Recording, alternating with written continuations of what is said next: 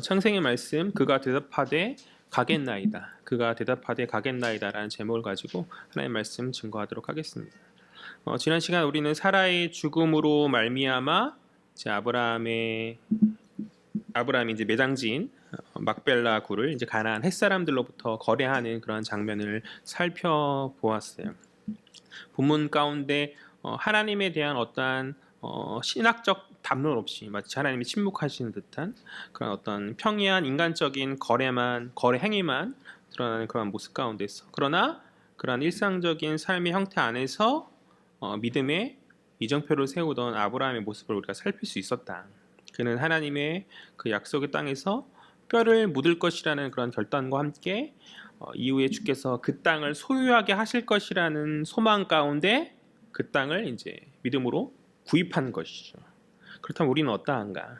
이에 득실이 있는 우리의 일상이라는 그런 삶의 현실 가운데 우리는 하나님의 이름이 침묵되어져 가는 세상과 다르게 우리 안에서 그분을 인식하면서 그렇게 살아가고 있는가? 그렇게 성도로서 하늘 소망 가운데 주의 나라를 바라보면서 믿음으로 천국의 삶을 구하며 나아가고 있는가? 우리는 평이한 삶의 모습 가운데서 순간순간 주님 기뻐하시는 믿음의 선택을 통하여서 믿음의 이정표를 세우고 있는가? 주가 기뻐하시는 구별된 그 거룩의 삶을 위하여서 나의 어떠한 유익을 버린다 할지라도 믿음 안에서 그러한 복된 길을 걸어가자는 것이죠. 그것이 이제 성도로서 이 땅 가운데 부르신 주의 뜻인 줄 믿습니다. 여기까지가 이제 지난 시간 살폈던 말씀이었고, 이제 이어지는 본문은 사라의 죽음으로 말미암은 그 아브라함의 가문의 그 여족장의 그런 부재함 가운데 이제 아브라함이 아들 이삭의 아내를 찾고 그에게 이제 맺어주는 그런 이삭의 결혼 이야기를 이어지는 본문이 담고 있는 것이죠.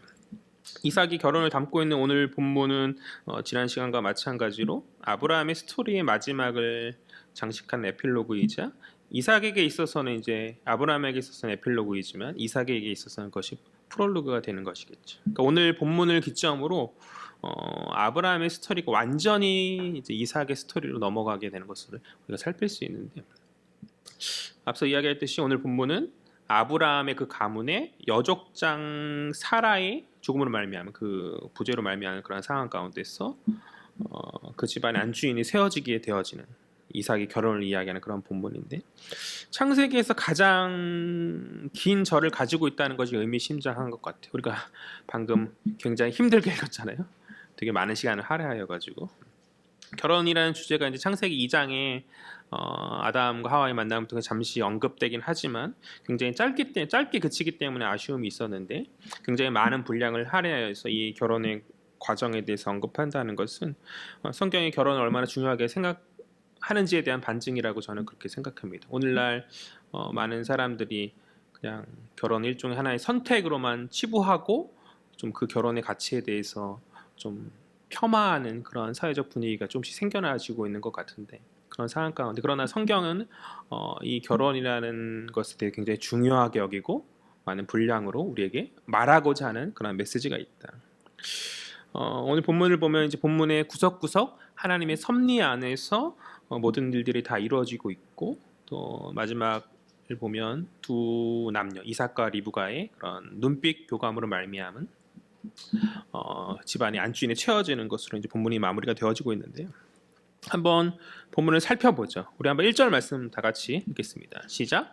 아브라함이 나이가 많아 늙었고 여호와께서 그에게 범사에 복을 주셨더라. 오늘 본문은 아브라함으로부터 시작되어지고 있죠. 그 가문의 주인은 여전히 아브라함이고 이제 그가 주도권을 잡고 있는 그런 상황 가운데서, 그러나 아브라함이 이미 나이가 많은 거죠. 사실 아브라함을 부르실 때 이미 나이가 많았지만 다시 한번 이것을 언급하는 것은 아브라함이 이제 그런 어떤 정말 마지막 끝을 향해 달려나가고 있는, 많이 늙어서 이제 기운이 빠지고 있는 그런 상황을 이야기해주고 있는 것 같고요. 그가 여호와의 복 안에서 그렇게 살아왔지만 이제 그 복을 온전하게 가문의 후계자인 이삭에게 이제 계승해야 될 그런 시점이 왔다라는 것이죠. 이제 넘겨야 될 그런 상황 가운데서 아브라함은 오늘 자신이 가장 신뢰하는 종을 불러서 이 일을 상의하고 이삭의 그 배우자를 찾을 것을 그에게 지시하죠. 그것이 2절, 3절, 4절 말씀인데 다 같이 읽겠습니다. 시작.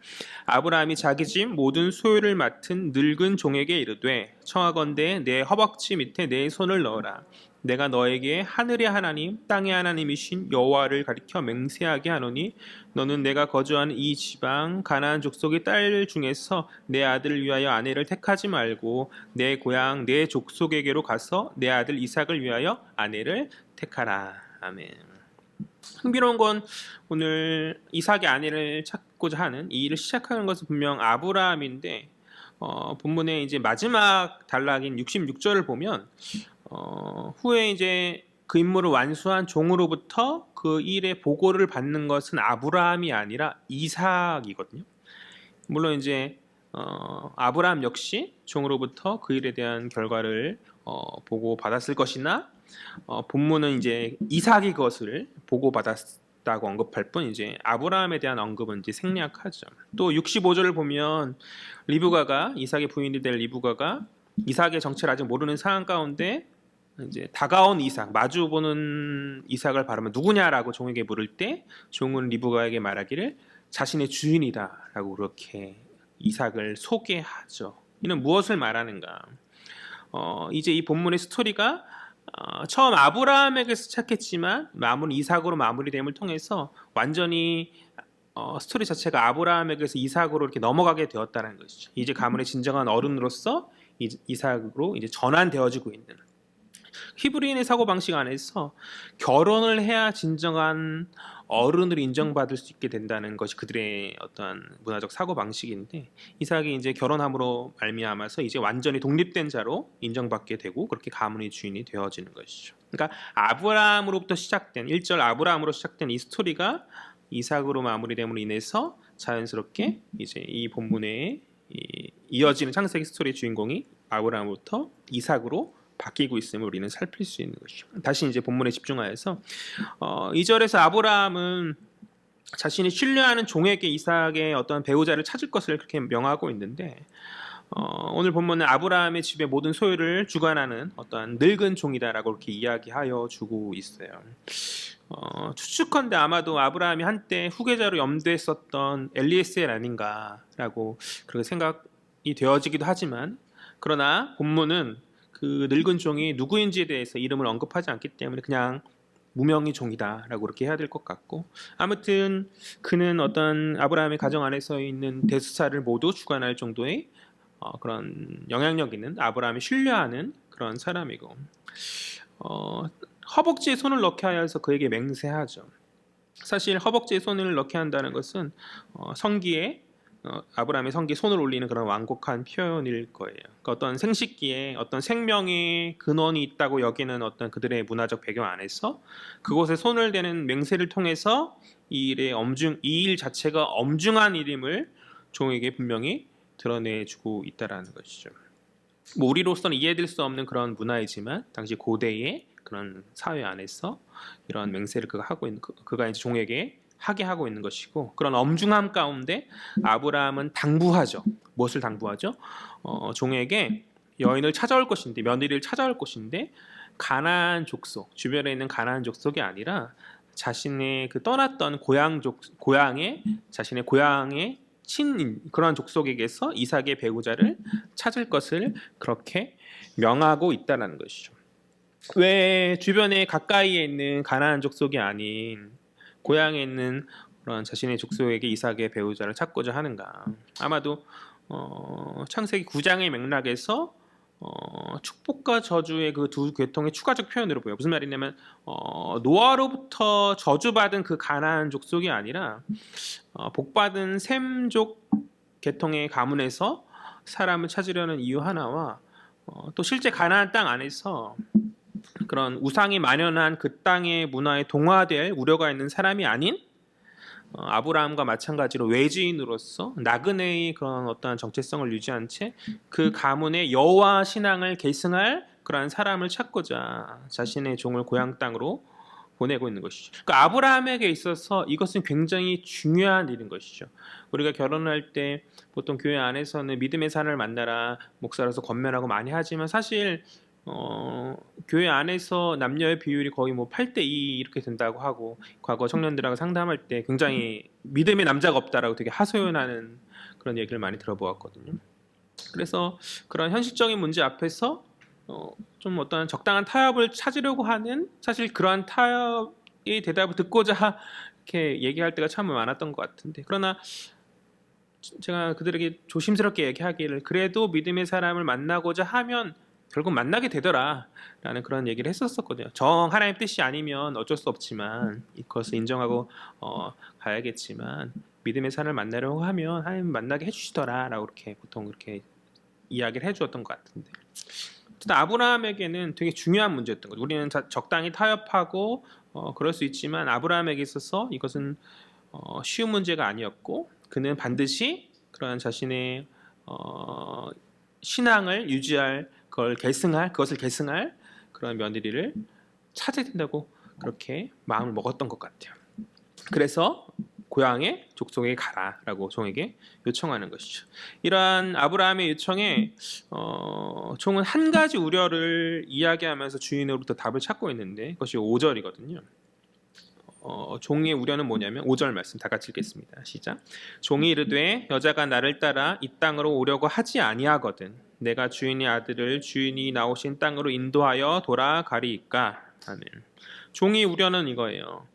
가서 찾았는데 찾은 여자가 자신을 따라서 오지 않으려고 할 때는 어떻게 해야 하냐는 것이다. 그도 그럴 것이 신부가 신랑의 얼굴도 보지 않은 채 오기는 어려운 거잖아요. 무언가 어떤 확신이 없는 가운데 오기는 어려운 것일 텐데. 그래서 이제 신부 측에서 신랑이 와서 데려가라라고 말할 수 있는 그러한 예외적 상황이 벌어질 수 있는 것이죠. 아브라함 요청은 신부를 데려오라는 것인데 신부 측의 요청도 있을 것이기 때문에 종의 입장에서는 중간에 난감해질 수 있는 것이죠. 그러할 때 다시 아브라함이 있는 곳으로 돌아와서 이삭을 데려가서라도 이삭과 동행해서라도 그 임무를 무조건적으로 완수해야 하는가에 대한 종의 질문인 것이죠. 아니면 종의 임무는 거기까지인가? 그들에게 신부 측에 제안하는 것까지인가라고 종은 아브라함에 묻고 있는 것이죠. 이 아브라함은 무엇라 대답합니까? 6절, 7절, 8절 말씀인데요. 읽어보죠. 다 같이 6절 시작. 아브라함이 그에게 이르되 내 아들을 그리로 데리고 돌아가지 아니하도록 하라. 하늘의 하나님 여호와께서 나를 내 아버지 집과 내 고향 땅에서 떠나게 하시고 내가 말씀하시며 내게 맹세하여 이르시기를 이 땅을 내 씨에게 주리라 하셨으니 그가 그 사자를 너보다 앞서 보내실지라. 내가 거기서 내 아들을 위하여 아내를 택할지니라. 만일 여자가 너를 따라오려고 하지 아니하면 나의 이 맹세가 너와 상관이 없나니 오직 내 아들을 데리고 그리로 가지 말지니라. 아브라함의 대답은 이거예요. 신부 측에서 거절한다고 해도 이삭은 그 땅에 데려갈 수 없다는 것이죠. 이삭은 이 가나안 땅을 떠날 수 없다라는 것이죠. 하나님께서 약속하신 이 약속의 땅에서 후계자는 떠나갈 수 없고 그들이 혹 거절한다 할지라도 그것은 종의 책임은 아니라는 것이죠. 너희 모든 길에 하나님께서 당신의 사자를 보내서 인도하여 주실 것이고 그 인도하심 안에서 너는 그저 묵묵히 순종하여서 내 아들을 위한 아내를 택하라는 것이죠.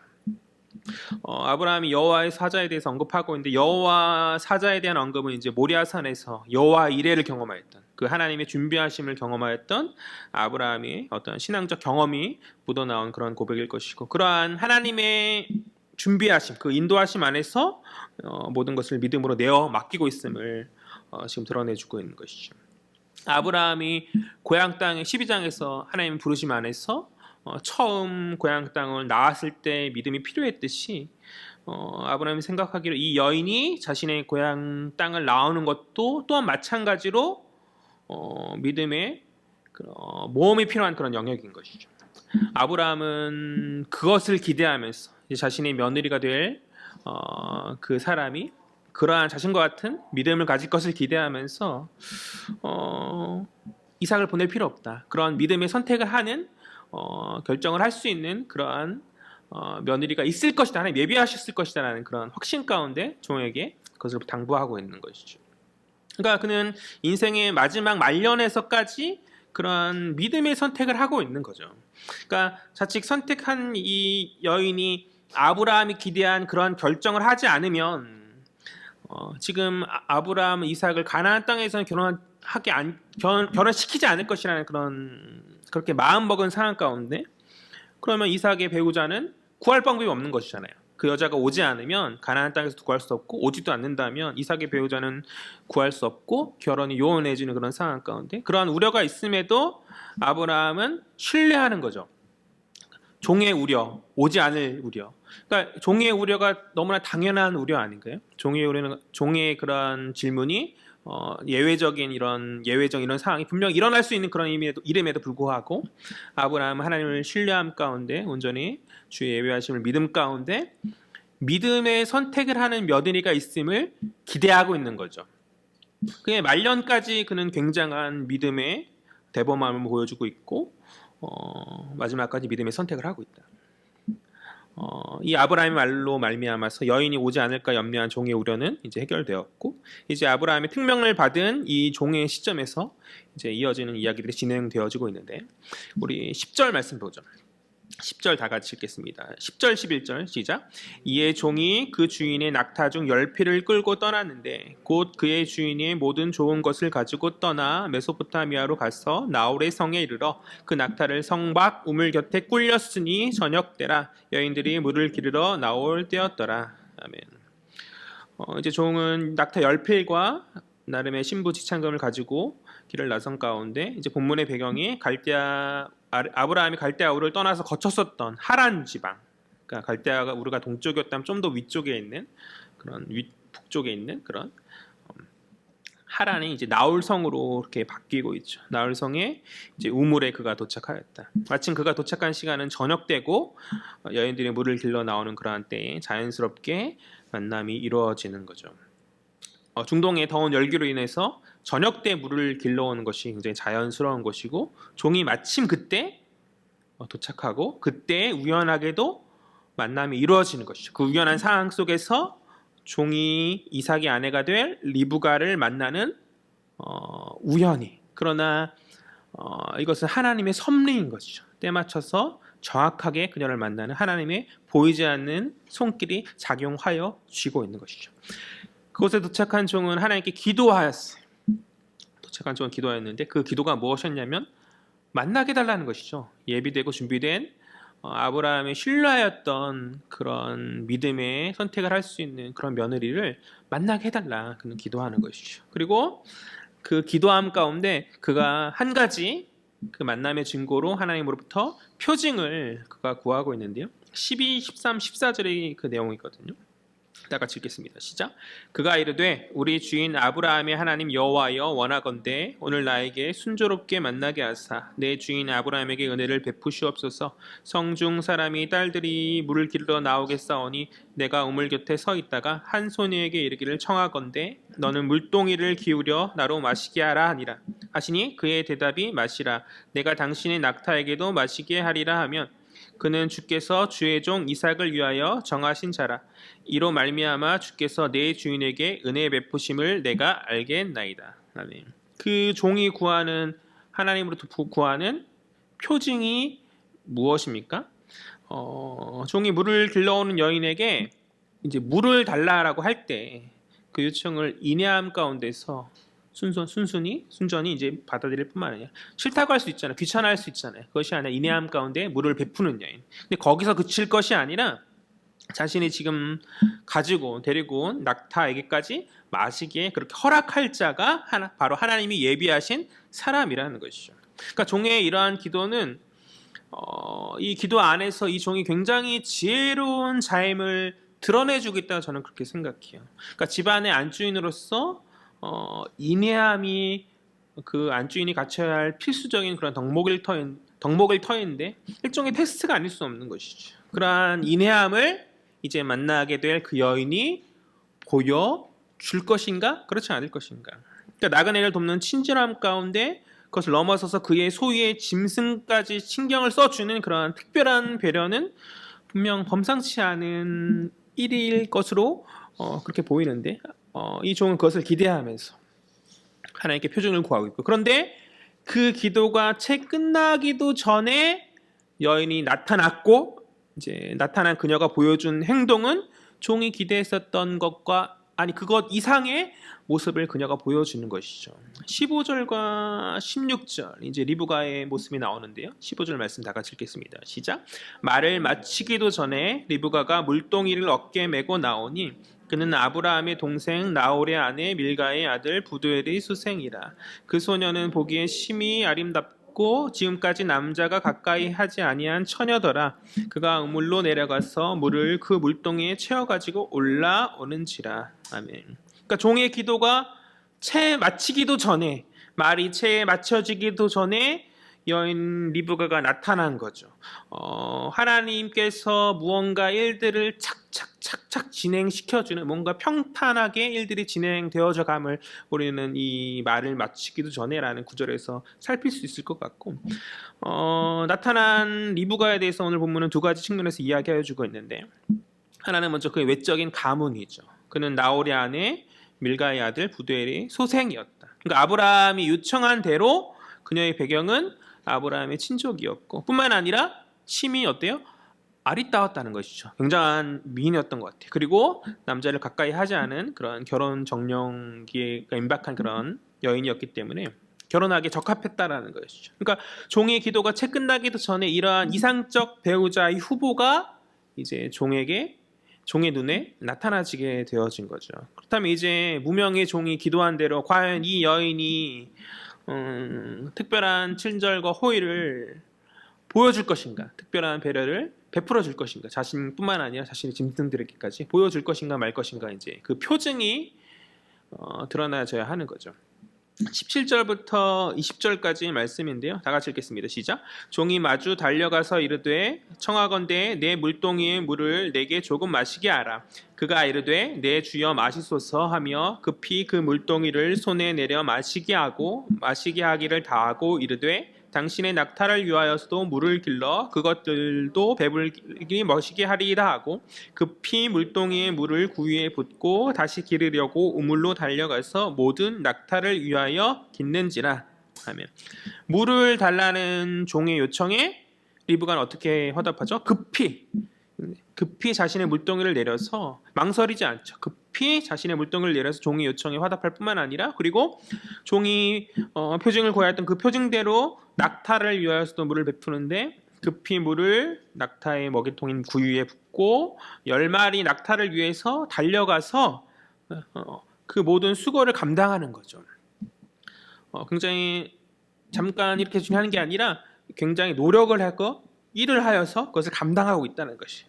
그러니까 단순히 우물을 사용하게 하고 적당하게 그냥 그렇게 하세요 허락하는 정도의 그런 표식으로 그치는 것이 아니라 굉장히 적극적인 모습을 그녀가 보여주고 있다는 것이죠. 급히 달려가서라는 이런 표현을 통해서 우리는 과거 부지 중에 하나님과 하나님의 천사를 대접하였던 그 아브라함의 모습을 이 리브가에서 발견할 수 있는 것이죠. 또한 손수 그 10마리의 모든 낙타의 물을 마시게 하는 그 모습은 종이 기대했던 것 이상의 특별함이 아닐 수 없는 것이죠. 물동이를 그냥 빌려주고 그냥 나름 먹일 수 있도록 허락해 주는 것만도 특별한 친절일 텐데 적극적이면서도 수고를 애쓰지 않는 특별한 인애의 모습을 이 소녀가 보여주고 있고 이러한 리브가의 모습에 종은 적지 않게 탐복했을 것이다. 손색이 없다. 미인일 뿐만 아니라 내적으로도 마음적으로도 인내함 있는 여인이다라고 그렇게 탐복했을 것이라 그렇게 생각돼요. 어쨌든 이 무명의 종의 기도는 응답되고 있지만 그럼에도 종은 신중하지 않을 수 없는 거죠. 왜냐하면 우리는 이 리브가의 정체가 아브라함이 그렇게 염두했었던 그의 친족임을 앞선 해설을 통해서 우리는 살필 수 있지만 종의 지금의 상황에서는 아직 리브가의 정체가 불명확하고 정말 들어맞는 하나님의 뜻인지 우연히 어떤 그런 벌어진 그런 상황인지 분명히 확인할 필요가 있는 것이죠. 그래서 종은 신중하게 이 사안을 접근하고 있는데요. 우리 21절 말씀 보겠습니다. 21절 다 같이 읽겠습니다. 시작. 그 사람이 그를 묵묵히 주목하며 여호와께서 과연 평탄한 길을 주신 여부를 알고자 하더니 아멘. 아브라함이 종을 굉장히 잘 선별한 것 같아요. 이 일을 수행할 종으로 이 종을 굉장히 잘 선별했던 것 같아요. 이 종이 리브가를 바라보죠. 그리고 묵묵히 그녀의 하는 모든 행동들을 주목하는 가운데서 이 종의 신중함과 지혜로움이 엿보이는 것 같은데 21절에서 그는 묵묵하지만 마음속으로는 아마 굉장히 들뜨지 않았을까. 내가 주인의 그 사명을 드디어 완수할 순간에 온 게 아닌가라는 그 기쁨으로 들떴을 것이라 생각해요. 그러나 그 들뜸을 가라앉히게 한 채 조용하게 신중하게 그녀를 묵묵히 보는 것이죠. 우리 22절, 23절 보겠습니다. 시작. 낙타가 마시기를 다음에 그가 반세겔 무게의 금 코걸이 한 개와 10세겔 무게의 금 손목걸이 한 쌍을 그에게 주며 이르되 내가 누구의 딸이냐 청하건대 내게 말하라. 내 아버지의 집에 우리가 유숙할 곳이 있느냐. 아멘. 그러니까 리브가에게 금 코걸이, 금 손목걸이를 주면서 이제 그 여인의 가문에 관심을 보이는 거죠. 그러니까 확실하게 하기 위해서 아브라함이 요청한 그 여자가 맞는지 그 알 수 없는 그 가문 그것이 맞는지 가문에 관심을 보이면서 이 종은 하나님의 뜻을 구하는 성숙한 신앙인의 모습과 더불어서 굉장히 신중하고 지혜롭게 하나 들뜬 마음을 내려놓고 하나하나 일들을 진행하고 있고 이 여인에게 충분한 보상을 보여줌으로써 이 여인이 낯선 이에 대한 어떠한 경계심을 갖지 않도록 요청한 가운데 유숙할 수 있도록 자신이 유숙할 곳을 구하면서 자연스럽게 그녀가 속한 가문의 정보를 알고자 하는 것이죠. 여자가 거절해서 그날 그때로 만나면 끝나버리면 이 일이 자칫 잘못될 수 있을 것이기 때문에 아브라함의 이 총은 굉장히 신중하면서도 굉장히 지혜롭게 모든 일들을 진행하고 있고 리브가가 말하죠. 24절, 25절 다 같이 읽겠습니다. 시작. 그 여자가 그에게 이르되 나는 밀가가 나홀에게서 낳은 아들 부두엘이 딸이니이다. 또 이르되 우리에게 집과 사료가 족하며 유숙할 곳도 있나이다. 아멘. 그러니까 리브가의 대답은 이제 종에게 더욱더 큰 확신을 주는 대답이 된 거죠. 그녀가 아브라함의 친족 나홀의 자손일 뿐 아니라 종을 자신의 집으로 환대할 수 있음을, 그러니까 이 종을 거절하지 아니하고 이 종을 자신의 집으로 초대하고 있는 그런 모습, 환대하고 있음을 이제 그녀가 드러내주고 있고.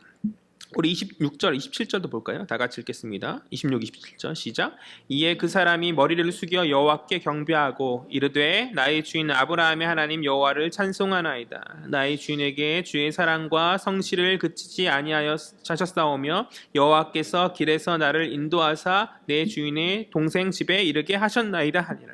그러니까 종은 특별한 섭리 안에서 인도하신 하나님께 감사하며 자신의 사명이 이제 성공적으로 마무리될 수도 있음을 확신함 가운데 감사했을 것이라 그렇게 생각되어죠. 여호와 하나님께서 자신의 주인의 집에 사랑과 성실 가운데 행하셨고 그 모든 사항을 인도하신 하나님께 감사하면서 그는 하나님을 찬양하고 있는 것이죠. 그러니까 아브라함이 기대했던 것처럼 어떤 표면적으로 여호와의 어떤 천사, 여호와의 사자가 직접적으로 그에게 나타나서 그를 끌고 인도하는 그런 모습은 보이지 않지만 그것은 중요한 게 아니죠. 하나님의 섭리 역사 안에서 순간순간 무언가 우연인데 무언가 잘 되어지는, 무언가 되어지는 듯한 그런 평탄한 길이 종의 눈앞에 펼쳐졌고 그것이 바로 보이지 않는 하나님의 역사함인 거죠. 하나님 사자의 역사함인 것이죠. 눈에 보이진 않지만 하나님 사자의 역사함이라 믿고 종은 그것을 인정하고 그분을 높이고 있다. 그러니까 아브라함이 굉장히 종을 잘 선정하였던 것 같아요. 그런 하나님의 그런 영적인 뜻을 분별할 수 있는 이 종을 선정하여서 이 종이 그것을 잘 수행하고 있는 그런 모습이다. 이제 장면은 리브가의 집으로 바뀌어지고 있어요. 리브가는 이 상황을 집안에 알렸고 이제 리브가의 오라버니인 라반이 이에 반응하는 거죠. 좀 지나가서 우리 30절 말씀 볼까요? 30절 말씀 다 같이 읽겠습니다. 시작. 그의 누이의 코걸이와 그 손의 손목걸이를 보고 또 그의 누이 리브가가 그 사람이 자기에게 이같이 말하더라 함을 듣고 그 사람에게로 나아가미라. 그때에 그가 우물가 낙타 곁에 서 있더라. 그러니까 30절에서는 이제 세 개의 동사를 통해서 리브가의 말을 들은 라반의 모습을 살필 수 있는데, 먼저 오라버니 라반은 리브가가 가지고 온 금 코걸이와 금 손목걸이를 보았죠. 그의 1차적 눈에 본 것이죠. 그것을 본 것이고, 그리고 리브가의 말을 들었고 그 종에게 나아갔다. 그는 보았고 들었고 나아가고 있는 것이죠. 이 리브가의 모습은 이 라반의 모습은 동생인 리브가와는 대조되는 모습이라 그렇게 생각돼요. 그의 1차적 관심사는 뭐죠? 리브가의 손에 들려진 재물인 거죠. 그러니까 후에 이삭과 리브가를 통해 낳은 그 아들 야곱이 에서를 피해서 야곱에게는 삼촌이죠. 삼촌의 집 라반의 집에 거하게 될 때 그러한 라반의 탐욕이 잘 드러나게 되는데, 이 라반은 자신에게 무언가 유익이 있는 것을 본능적으로 아는 그런 탐욕의 사람이었다고 저는 그렇게 해석합니다. 탐욕의 사람이었고, 그러니까 눈에 좋은 그것을 자신의 마음에 새기고는 혹여나 또 무언가 더 유익이 있을까 하여서 이제 리브가의 말을 듣고 달려나가는 거죠. 두 명의 달려나감이 오늘 본문 안에서 드러나주고 있어요. 한 명의 달려나감은 자신이 할 수 있는 최선의 친절을 보이면서 급히 이것저것 달려나가서 수행하던 그 아브라함과 같은 그런 리브가의 모습이었다면, 다른 한 명의 달려나감은 어떤 물질적인 것에 집착하면서 혹 무언가 더 얻을 것이 있을지에 관심을 두는 그러한 어떤 관심 가운데 이어진 라반의 환대는 그러니까 리브가 같은 어떤 인내함이 아니라 대가를 바라는 일종의 거래가 아닐 수 없다라는 것이죠. 이러한 라반의 친절 앞에서 영민한 종은 자신의 사명이 완수되어지기 전까지 그의 이러한 친절을 받지 않겠다라고 이야기하죠. 그것이 33절 말씀이거든요. 우리 33절 다 같이 읽겠습니다. 시작. 그 앞에 음식을 베푸니 그 사람이 이르되 내가 내 일을 진술하기 전에는 먹지 아니하겠나이다. 라반이 이르되 말하소서. 음식을 베풀면서 굉장히 친절한 환대로 종을 대접한 라반 앞에서 거기에 혹하지 않고 이 종은 라반에게 말하죠. 내가 지금 갖고 있는 이 사명을 완수하기 전까지 내가 이 대접을 받지 않겠다. 라반이 말하라. 이어지는 이제 34절부터 48절까지는 그간 종이 했었던 그 일의 재준술, 그러니까 반복이거든요. 그러니까 요약하면 자신의 주인인 아브라함의 어떤 지식 가운데 자신이 이곳에 오게 되었고, 그 모든 과정이 하나님의 섭리였다. 그런 섭리 안에서 내가 리브가를 이삭의 배우자로 확신하였고, 그러한 모든 섭리적 과정을 겪게 하신 하나님을 찬양하며 이제 신부인 리브가를 데려가려고 하는데, 그런 이제 당신이 선택하라는 것이죠. 특별히 이제 이 종이 아브라함의 부를 이야기하고 라반의 그런 어떤 탐욕의 그런 맥락을 읽고 아브라함의 부를 이제 먼저 이야기하고, 또 이삭이 노년에 낳은 하나님의 특별한 기적의 아임을 강조하면서 이삭의 노년에 낳은 아임을 강조한 것에는 이제 이삭의 나이가 자칫 너무 많아서 많지 않을까라는 그런 우려에 대한 어떤 대답으로서 이제 사라와 밀가가 이제 거의 동등한 때의 사람인데 라반에 비해서 비슷하다면 너무 나이 차이가 많을 수 있으니까 이제 그것을 우려해서 종이 굉장히 지혜롭게 얘기하는 것이죠. 지혜롭게 라반이 눈에 읽힌 어떠한 욕망의 맥락을 이렇게 잘 자극하여서 부유한 집안이다, 하나님 은혜 안에서 풍성함을 이야기하고, 또 이삭이 기적의 아이고 뿐만 아니라 노년에 낳은 아이이기 때문에 짝으로서 걸맞다 이삭을 높이고 있는 그러한 라반의 그 종의 그러한 모습인데, 이제 선택하라는 것이죠. 좋은 신랑이 여기 있으니 이제 신부 측인 여러분들이 선택하였으면 좋겠다라고 말하는 것이죠. 우리 49절 말씀 보가요. 49절 다 같이 읽겠습니다. 시작. 이제 당신들이 인자함과 진실함으로 내 주인을 대접하려거든 내게 알게 해주시고, 그렇지 아니할지라도 내게 알게 해주셔서 내가 우로든지 좌로든지 행하게 하소서. 그러니까 자신의 그 주인의 뜻에 따라서 리브가를 신부로 보낼 것인지 그렇지 않을 것인지 선택하라. 자신의 사명은 리브가를 찾는 것까지이고, 그 결혼을 제한하는 것으로 이제 마무리되었으니까 이제 분명한 답을 주어서 그 결혼 여부에 대해 결정해 달라라는 것이죠. 종의 말에 라반과 아버지 부두엘이 승낙하는 거죠. 그들은 여호와께로 말미암은 이 일에 가부를 말할 수 있겠는가 이렇게라고 말하면서 리브가를 신부로 보낼 것을 그렇게 대답하고, 이에 확답을 들은 종은 그들에게 신부의 지참금을 주고 서둘러서 신부를 데려갈 것을 제안하는 것이죠. 54절 말씀을 보면 1절 54절 다 같이 읽겠습니다. 시작. 이에 그들 곧 종과 동행자들이 먹고 마시고 유숙하고 아침에 일어나서 그가 이르되 나를 보내어 내 주인에게로 돌아가게 하소서. 아침에 일어나자마자 이제 보내달라. 그러니까 종이 굉장히 일을 서두르고 있죠. 이 서두름의 그 모습은 자칫 이 일을 그르칠 수도 있지 않을까 하는 그런 염려 때문일 거예요. 영민하고 신중한 이 종이 리브가와는 조금 다른, 리브가와는 사뭇 다른 그 라반의 모습에서 어떤 무언가 잘못될 수도 있을 것이라는 것을 느꼈을 것 같고, 그들에 대한 무엇인가, 그들의 요구는 며칠 혹은 10일의 기간을 주어서 신부를 머물게 해달라. 55절에 말하거든요. 55절 보죠. 다 같이 읽겠습니다. 시작. 리브가의 오라버니와 그의 어머니가 이르되 이 아이로 하여금 며칠 또는 열흘을 우리와 함께 머물게 하라. 그 후에 그가 갈 것이니라.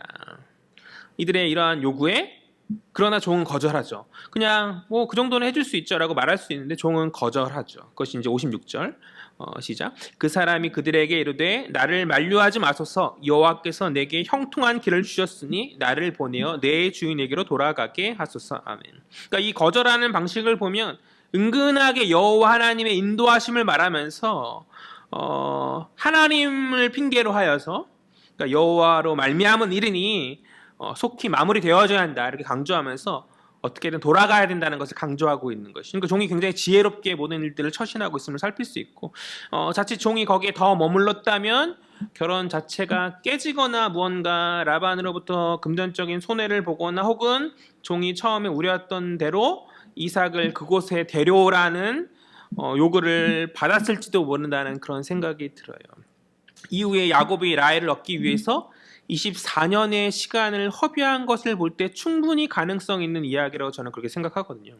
이 라반이 굉장히 탐욕의 사람이기 때문에 어떠한 핑계로 그를 붙잡아두고, 이 종을 붙잡아두고 이제 자신의 여동생의 리브가를 가지고 거래하면서 흥정했을 가능성이 너무나 농후한 가운데, 그러나 이 종이 그런 기색을 살핀 가운데서, 라반의 기색을 살핀 가운데서 단호하게 빨리 가야 된다라고 이야기하는 것이죠. 이러한 어떠한 종과 그 라반 사이의 미묘한 보낼 것인가 보내지 않을 것인가에 대한 어떤 그 긴장이 흐르는 가운데 그 긴장을 깨트리는 것은 다름이 아닌 리브가의 대답인 거죠. 우리 57절과 58절에 리브가의 대답이 드러나고 있는데요. 우리 57절, 58절 거의 다 왔거든요. 다 같이 읽겠습니다. 시작. 그들이 이르되 우리가 소녀를 불러 그에게 물으라 하고 리브가를 불러 그에게 이르되 내가 이 사람과 함께 가려느냐? 그가 대답하되 가겠나이다. 아멘. 라반의 질문. 내가 이 사람과 함께 가려느냐라는 이 질문은 사실 문제가 있는 질문이죠. 왜요? 이미 가기로 다 합의된 상황 가운데서 시점의 문제인데 이미 신부 지참금 또한 그들에게 다 들려준 그런 상황인데 뜬금없이 마치 결정되지 않은 것 마냥 라반이 이 사람과 갈 거냐고 묻는 이 이야기는 중대한, 뭐 계약이라 말할 수 없지만 계약 위반이나 다름없는 그런 행위인 것이죠. 당대의 여인들은 대부분 소심하고 가문 안에서, 가부장적 사회 안에서 자신의 어떤 것을 말하기를 주저하는 그런 분위기였을 텐데, 여기서 이제 소심한 신부가 자칫 망설이고 머무르고 있다면 그것을 핑계로 라반이 리브가를 붙잡아두고 일이 틀어질 수 있는 그런 상황인 것이죠. 그런데 리브가의 대답은 무엇이죠? 심플하죠. 그가 대답하되 가겠나이다. 가겠다라는 것이죠.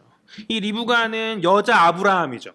이 리브가는 여자 아브라함이에요. 과거 하나님 부르심 앞에서 고향 땅을 떠나갔던 아브라함처럼 오늘 그녀는 자신 앞에 놓여진 어떤 그 아브라함처럼 환상 가운데 부르신 것은 아니지만 이 종을 통한 어떤 섭리적 부르심을 그녀가 들었고 이 섭리적 부르심 앞에서 아브라함처럼 선택하고 있는 거죠. 그러니까 자신이 분명히 갈 것을 모든 사람들에게 표명하면서 조심스러울 수 있잖아요. 자신 오라버니 앞에서, 자신 아버지 앞에서 조심스러울 수 있음에도 불구하고 그렇게 하나님 세우신 믿음의 가문의 안주인이 되는 거죠. 확실한 결단을 결단함 가운데 가겠다 선포함으로 말미암아서 그는 하나님 세우신 믿음의 가문의 안주인이 되는 영광을 받는 것이죠.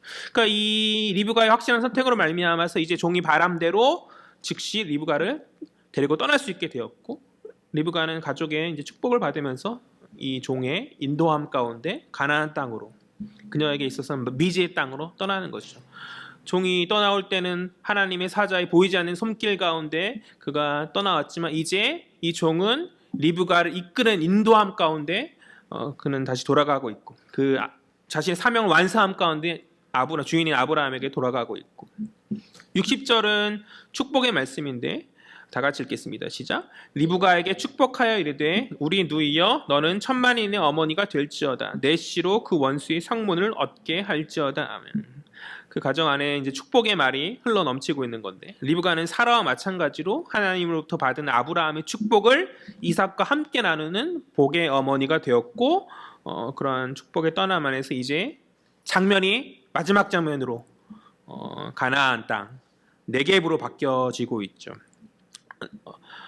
63절 말씀이거든요. 63절 다 같이 읽겠습니다. 시작.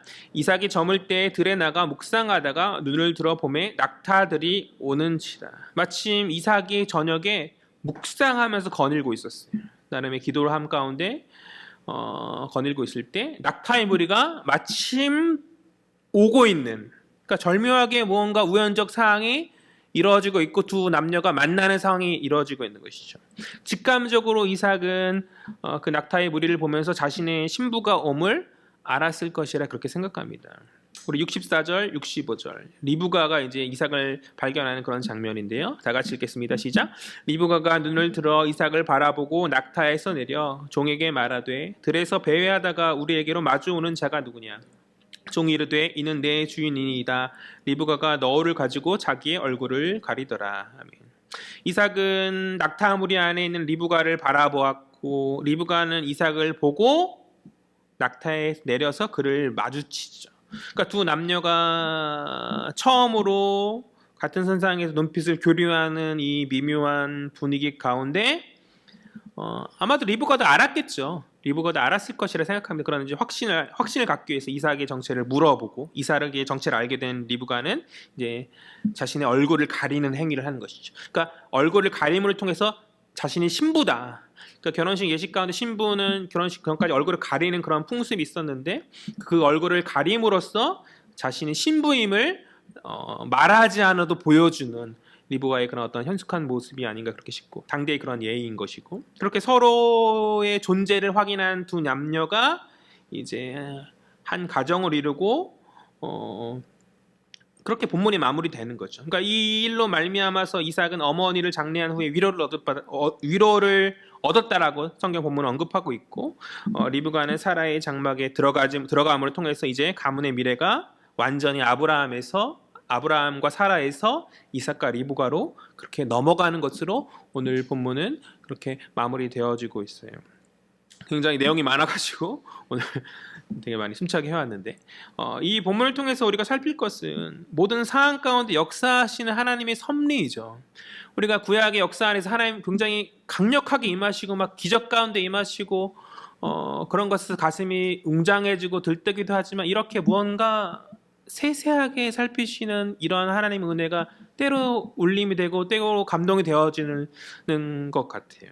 사실 저희 인생에서 하나님께서 역사하시는 것은 이러한 모습이거든요. 뭔가 거창한 이런 게 아니라 순간순간 삶의 현장에서 하나님께서 평탄케 하시는 그러한 은혜를 참 소망하는데, 오늘 하나님께서 그렇게 역사하여 주고 계시고, 종을 인도하시는 그 하나님, 종이 구한 표징을 보이시고 그 모든 우연의 과정들을 섭리로 바꾸시는 그런 평탄케 하시는 그런 하나님의 은혜를 우리는 이 본문 속에서 발견할 수 있다.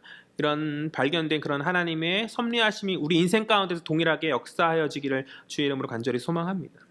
또한 그러한 하나님의 섭리 가운데 그것과 어우러지는 그 등장인물 한 사람 한 사람의 모습이 너무 아름다운 그런 모습인 것이죠. 먼저 믿음의 조상 아브라함, 늘 그렇듯이 그는 마지막까지 믿음의 어떠한 선택을 함 가운데서 자신의 가문의 미래를 하나님의 뜻에 맡기면서 가나안 문화를 우상 문화였던 가나안의 그 문화를 다 배격하고 그러니까 친족에게서 며느리를 찾고자 하는 그 모습. 우리는 쉽게 세상과 타협하고 결혼 문제뿐만 아니라 어떠한 상황 가운데서 그 문화 안에서 그냥 어느 정도 동화되어지고 타협하는 것에서 우리의 어떤 신앙을 내려놓을 때가 참으로 많이 있는데 아브라함은 그렇지 않았던 것이죠. 혹 신부 측에서 신랑을 보기 전까지 보내지 않겠다 거절한다 할지라도 이삭을 약속의 땅에서 절대 벗어나지 않겠다라는 그런 단호한 그런 결정. 사실 저는 아직 자녀가 없기 때문에 그렇지만 많은 믿음의 자녀 그러니까 믿음의 가문의 가정의 자녀들 가운데서 그 신앙을 온전히 계승하지 못하는 모습들을 볼 때가 참으로 많이 있거든요. 심지어 장로 아들, 심지어 목회자 아들 가운데서도 믿음의 길을 떠나서 살아가는 그 모습이 참으로 많이 있는데 아브라함은 그러한 부분에 있어서 타협하지 않았던 거예요. 마지막까지 내 아들 이삭은 하나님의 그런 부르심 안에서 그 안에서 성장하고 이 약속의 땅에 떠날 수 없다 이렇게 말한다는 것은 우리가 쉽게 자녀 자기 인생이지 하고 믿음의 부모로서의 책임을 포기한 채 그냥 내버려 놓는 그런 모습들이 참으로 많이 있는데 아브라함은 그렇지 않은 모습으로 나아갔던 것이죠. 이런 모습에서 이런 어떤 믿음과 어떤 단호한 이런 모습 가운데서 우리가 본받아야 될 신앙의 모범이라 저는 그렇게 믿습니다. 다음으로 살필 것은 무명의 종의 모습인 거죠. 주인의 그 명예에 온전히 순복히 순종하면서 그 모든 일을 진행함 가운데서 어떤 수동적인 모습이 아니에요. 이 종이 그냥 맡겨진 일을 감당하는 수동적인 모습이 아니라 주인의식을 가지고 마치 아브라함이 거기 있으면 그렇게 행했을 것 같은 그런 모습으로 모든 일들을 어떻게 신중하게 그리고 어떻게 지혜롭게 그것들을 수행하면서 또 그가 구하는 표징의 내용을 보면 앞서 말했듯이 그의 지혜로움이 잘 드러내는 표징이 아닐 수 없는 거죠. 가문의 주인의 안주인이 합당한 이내의 사람을 그가 선별하고자 하는 나름의 그 테스트하는 그런 표징을 세움 가운데서 그가 얼마나 지혜롭고 영민한 사람인지 살필 수 있는 좋은 모습이라고 생각하고 또한 라반의 집에서 그가 이제 무언가 그들에게 대접받기 전에 자신의 어떤 사명 우선시하죠. 이제 다 되었다. 마음 내려놓고 그것이 아니라 묵묵히 신중히 그 여인을 바라보던 그 종이 라반의 집에 가서도 대접받고 그냥 마음을 풀어놓는 것이 아니라 이 사명을 말하기 전까지 그들의 대접을 거절함 가운데 또 그 사명을 이야기하고 이제 모든 일들을 마무리되는 시점 가운데 그들이 한 가지 요청하잖아요. 10일의 지체를 달라는 그들의 요청 앞에서 거기에 휘말리지 않고 신속하게 사명을 마무리하는 그 모습. 이러한 모습은 주의 사명을 받은 종된 우리가 본받아야 될 모습이라 저는 그렇게 믿습니다.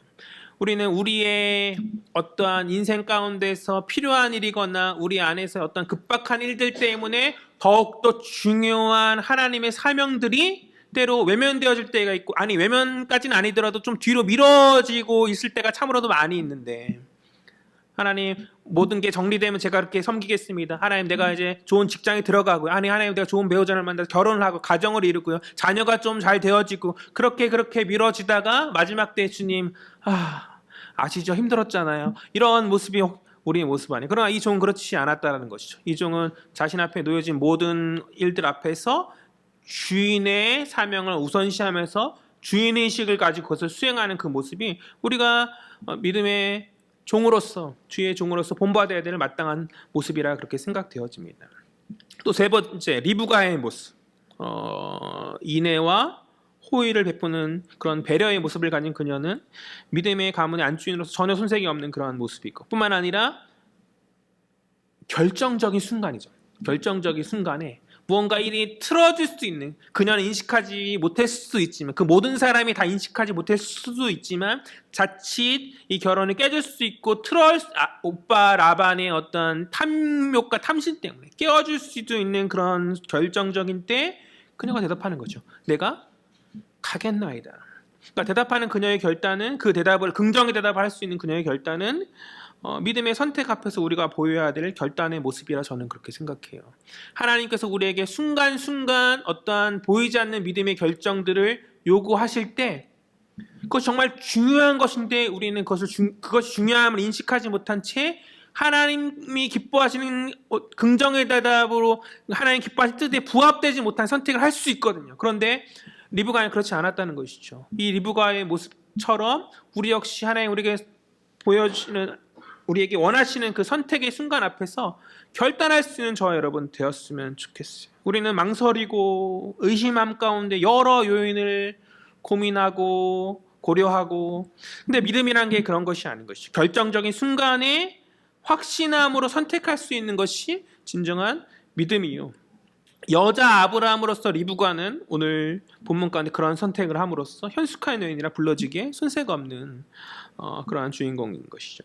또 마지막 이제 이삭의 모습 가운데서 그가 오늘 묵상하면서 기도함 가운데 있었다라는 것은 그 역시 얼마나 성숙한 신앙의 사람인지 알 수 있는 모습이라 저는 그렇게 생각합니다. 혹자들은 그냥 그가 들판에서 어떻게 거닐고 있는 어떤 일종의 산책을 하였다라고 그렇게 폄하하기도 하지만 저는 그렇게 생각하지 않거든요. 그러니까 오늘 본문 속에서 라반을 제외하고는 지혜롭고 신앙의 특별함을 보이는 사람들로 가득 찬 이 본문의 맥락 안에서 비록 여태까지 이삭의 모습이 아브라함의 아들로서 어떤 수동적인 모습을 보여줄 뿐이었지만 이제 다음 세대로 이제 가문의 주도권이 넘어가야지는 이 시점 가운데서 그 역시 자격이 되는 사람일 것이라 저는 여겨지기 때문에 분명 그는 기도하고 있었고 어쩌면 그 기도의 내용 가운데 사명 가지고 떠난 늙은 종, 자신의 집안에 있던 늙은 종이 무사 안위와 또 신부와 함께 동행하고 올 것을 기대함 가운데 그 기도 안에 그러한 기도가 포함되어 있었겠죠. 그렇게 이제 그의 기도는 응답되었고 하나님께서 이삭의 눈에 아리따운 신부를 보게 하시는 거죠.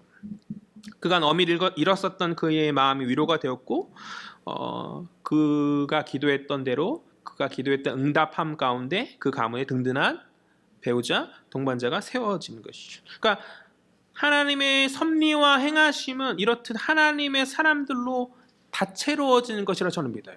그러니까 하나님께서 뭔가 다 하고 물론 다 한다고 고백하지만 그 행하신 안에서 하나님 세우신 사람들과 이렇게 뭔가 어우러짐 안에서 좀 더 풍성해지고 다채로워지는 것이죠. 그러니까 하나님이 일하시나 그 하나님이 일하심 앞에서 믿음이 있고 어떤 성숙한 신앙이 있고 지혜로움이 있고 결단이 있고 나름의 묵상의 기도가 있고 여러 가지 신앙의 모습들이 어우러져서 오늘 본문이 더욱더 풍성하게 우리에게 제시되어지고 있는 것이 아닌가. 이것이 바로 우리가 본받아야 될 성숙한 신앙인 것이죠.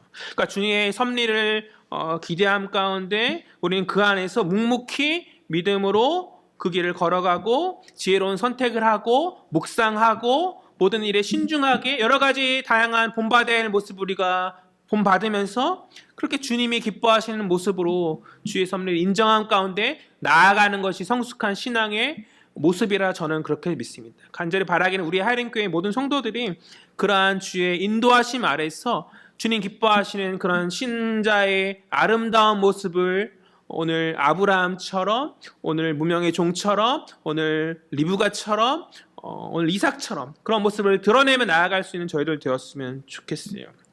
우리 모두는 예수 그리스도의 준비된 신부인 줄 믿습니다. 신랑 되신 예수 그리스도의 준비된 신부로서 믿음의 결단이 있어야 되는 것이죠.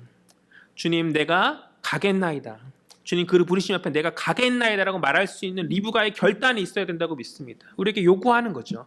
너희가 이 아름다운 사람들의 모습처럼 신랑 되신 예수 그리스도의 앞에서 현숙한 신부의 모습으로 너희가 이 땅 가운데서 살아갈 수 있는가. 주님 오시는 그날 그때까지 믿음 안에서 결단한 가운데 나아갈 수 있는가. 그 모습으로 설 수 있는 저와 여러분들 되어지기를 주의 이름으로 간절히 소망합니다. 기도하겠습니다. 사랑과 은혜의 주님 참으로 감사합니다. 하나님의 인도하심과 섭리를 바라본 가운데 그러나 그 안에서 하나님 기뻐하시는 신앙의 다채로운 모습들을 우리가 살폈습니다. 그 모습이 우리와 무관한 모습이 아니라 우리가 닮아야 될 주님 기뻐하시는 모습인 줄 믿고 그것을 닮으며 나아갈 수 있는 저희들 될 수 있도록 주님 주장하여 주시옵소서.